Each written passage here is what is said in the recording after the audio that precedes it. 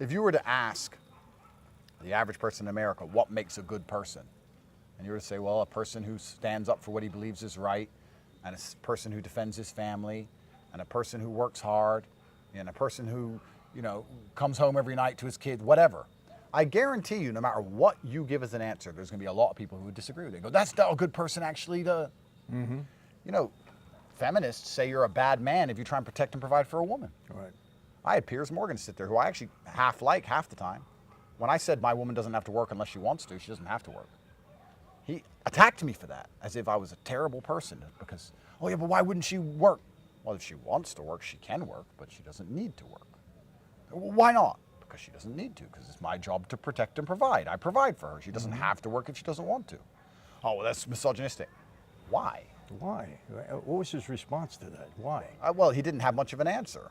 He was just like, oh, well, because he was trying to accuse me of being misogynistic for believing that men should be coarsened by the difficulties of life, and that a woman's beauty and what's attractive in a woman often is her innocence and her purity. You don't want a woman.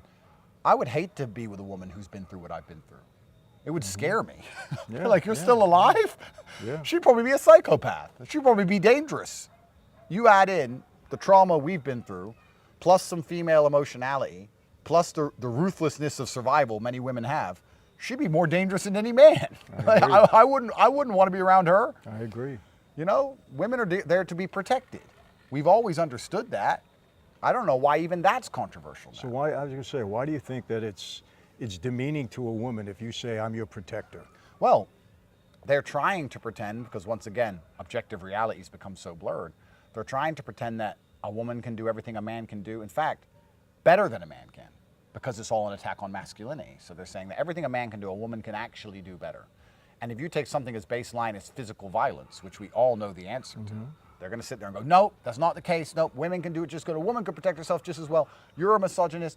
And there are people who will sit there and regurgitate that and try and defend that point of view with you. There's no objective reality anymore. It's absolutely crazy.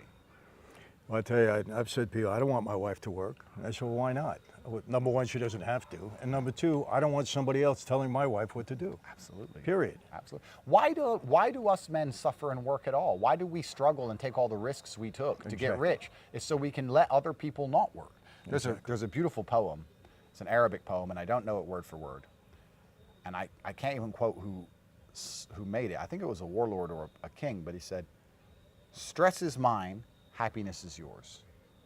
Pain is mine, joy is yours. But you are mine.